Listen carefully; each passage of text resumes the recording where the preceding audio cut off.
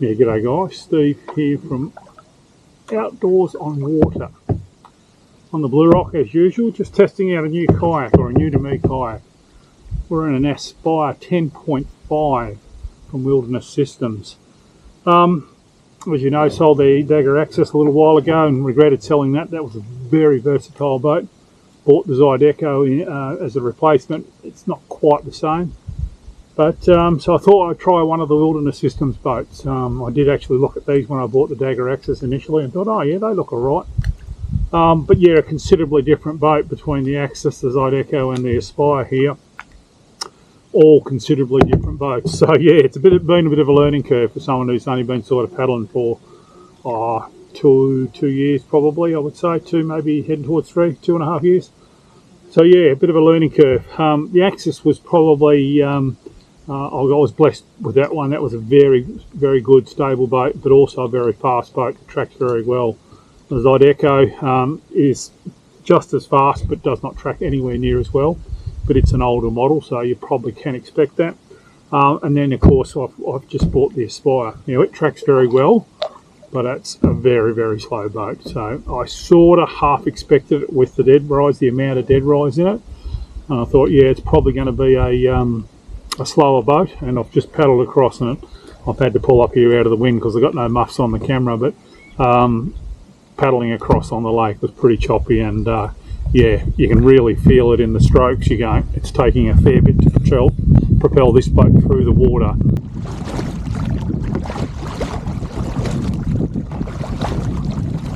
But yes, this is a considerably slower boat.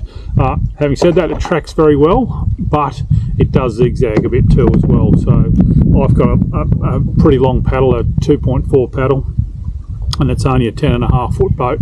It has got the drop down skeg, but it's further in from the end, so it gives it the ability to zigzag a little bit. The Dagger Access didn't zigzag at all, whereas this boat is zigzagging on each stroke. So I probably think I'm quite a strong paddler, and with a longer paddle I was actually zigzagging the boat slightly. The Dagger Access doesn't do that, and certainly at 11 foot the Zydeco doesn't do that. So yeah, it's a different boat. Get that rudder out of the rocks.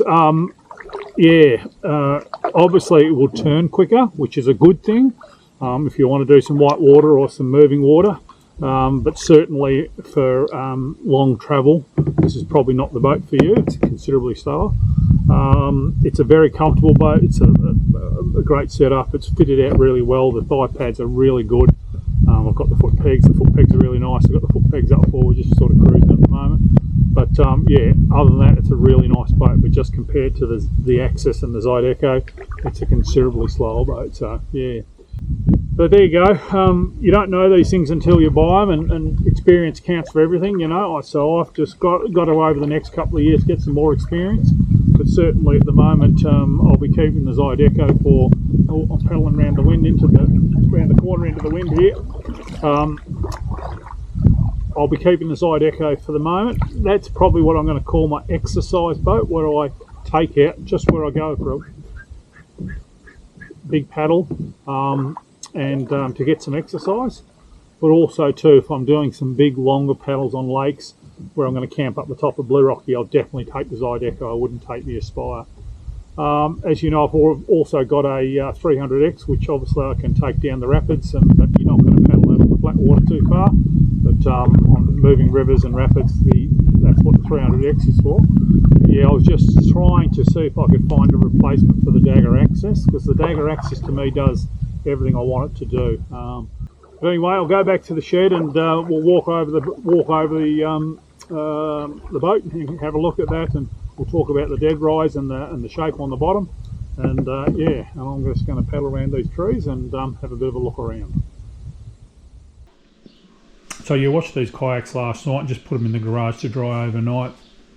Not very often you get to have two brands side by side and do a comparison, so I thought I'd do a little quick video and as a bigger part of a video of a review of the two boats, and the Dagger Access included. So obviously we've got the Dagger Zydeco 11 foot, and we've got the Wilderness Systems Aspire 10.5. Both fairly similar boats, but different in a lot of ways. Certainly the fit out's fairly similar. You can see the deck bungees up the front, deck bungees up the rear, a waterproof hatch in the back. The Aspire has, of course, the drop-down rudder, or drop-down keel, I should say, drop-down skeg, whereas I've had to fit one to the Zydeco. The Zydeco didn't come with one. I'd probably argue, if you're looking at buying anything over 3 metres, that you should probably get a model with a drop-down skeg, or look at fitting a skeg. Certainly this boat on smooth water is no problems without the skeg, the Zydeco I'm talking here. But certainly when there's a bit of swell and there's a little bit of wind, that little sort of skeg setup really does make a difference and keeps it on track. The Aspire, just with the drop-down skeg, of course it tracks beautiful, as did the Axis. The drop-down skegs are really, I believe, really important, and make these boats, these mid-sized boats, much easier to get along with. Certainly you get any bigger than this, the 12 footers and the 14 footers, you know, they all come with steering rudders and that sort of stuff. So yeah, but in this generation, the Zydeco, it's a reasonably old boat now. You know, they didn't have the drop-down skegs, but so as I say, the fitment's pretty good. I'd probably say the Aspire seat's a little bit more comfortable. Not a huge difference, but very similar setups in the seats. There's one huge difference, of course, is that the cockpits on the Aspire is much longer. This is why I bought this boat, thinking it might be a little bit more general purpose, might be a little bit more suitable for when you're sort of doing those gravel races, not so much the rapids, but the gravel races, and you can just put your feet down and stand up. It's not a huge difference, but it does make a difference in me being able to, I can't just stand up in that boat. I haven't got enough room to stand up in the Zydeco, whereas I can just put my feet down and stand up and step out of the Aspire. So that extra cockpit certainly does make a difference to an old body like mine, let's put it that way. A little bit of dashboard here with the Aspire, and nothing at all with the Zydeco. Of course, the Zydeco the Axis did have a little sort of a bottle holder down in between your legs and that sort of stuff. Big notable difference. Obviously, I've got the end square here. The Dagger Zydeco is 11 foot and the Aspire is 10.5, so you can see. But I'll drop some footage in of the bows too once I get them up off the ground. They are quite considerable, the amount of dead rise they have in the bows, and I'll certainly talk about that in the shed. But yeah, we'll sort of just talk about what we can see here. There's probably another difference. There's a lot more room behind the seat with the Aspire, but it's quite a small hatch in here. You can see the bulkhead just there. There's not a lot of room in this underneath the hatch, whereas the Zydeco, there's a fair bit more room in here. So yeah, but again, you know, it's just the location of the bulkhead. The bulkhead's a bit closer on the to the seat on the Zydeco, and it's a bit further away, so it's just where the bulkhead is actually fitted. But certainly there's plenty of room there between that and that, and be able to stuff some tents or sleeping bags or soft stuff up in the front. You can certainly do, you know, quite good touring on these boats. Having a look at the shape of the boat, I'll just flip this hatch over. Obviously that's another difference. We've got a lockdown hatch and a rubber attached hatch. If you look at the lines of the boats, there is a fair bit of difference. The Zydeco is faster, considerably faster, and obviously that's because of the sleek shape. I'll drop the widths of them and the lengths of them exactly onto the screen.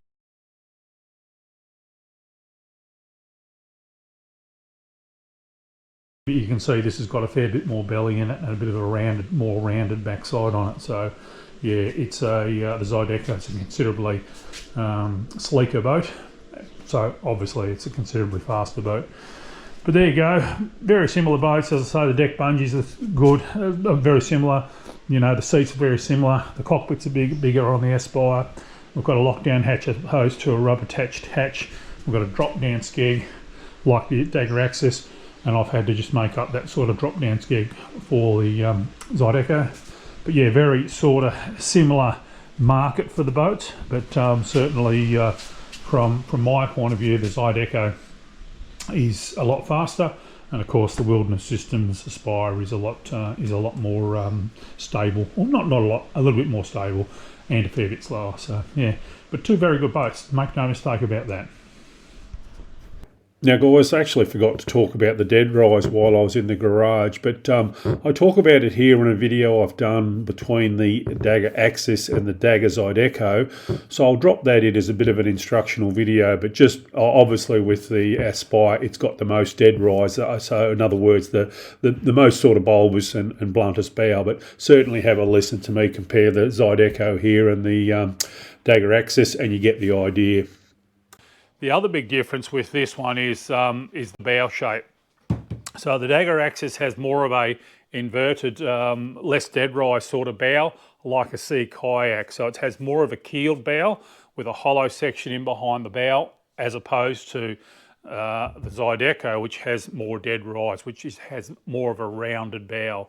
And so the Dagger Axis would cut through the waves a lot better, and so it would track a lot better, and so it was a tiny little bit faster than the Zydeco. But the payoff is, of course, or the compromise is that there's not as much dead rise, and so it would go through waves rather than rise up and over. The bow of the Zydeco is somewhere between the Dagger Axis and the Dagger Katana. The Katana has a very rounded bow. It's a real crossover kayak that can go into white water. So it's got quite a lot of dead rise and quite a round bow, and hasn't got the keel effect in the front there. Dagger Axis has a lot more keel, but the Zydeco is somewhere in between, so to speak. When you get into the bigger swells, the Zydeco is better because it just rises up and over it. With that dead rise, it rises up and over the swells. I've had this out in waves probably up to about 2 foot, so 600 mil. Quite rough conditions. Probably shouldn't really be out in the kayak, but I felt quite safe. Didn't feel like it was going to tip over. Paddled with the swell, into the swell, sideways to the swell, the whole lot, and it really handled well, I've got to say. This, in that situation, on those rough conditions, the Zydeco would be better. And likewise, if you were going to go down some, maybe class 1 or 2 rapids, just when you hit those river waves and that sort of stuff, the Zydeco would lift over it. I've been down some probably class 1 and 2 rapids in the Axis, and yeah, it would just go into the wave rather than rise over it. So there is a slight advantage to that extra dead rise, but it means it's a little bit slower and it doesn't quite track as well. So yeah guys, just to wrap up now, so if you were to ask my opinion, I'd say the Aspire has a bow somewhere between the Zydeco and the Katana. Obviously the Katana is dedicated towards the whitewater end of the scope, but all these kayaks are really crossover kayaks, but as I say, they are actually considerably different, so well worth trying to do a bit of research and have a look at what the options are. But that's why I do these videos, just so people can get a feel for which end of the spectrum they need to be. It's the Katana end or the Dagger Axis end or somewhere in between. But anyway guys, I'm going to wrap it up there. Thanks for watching, and we'll hope to see you out on the water soon.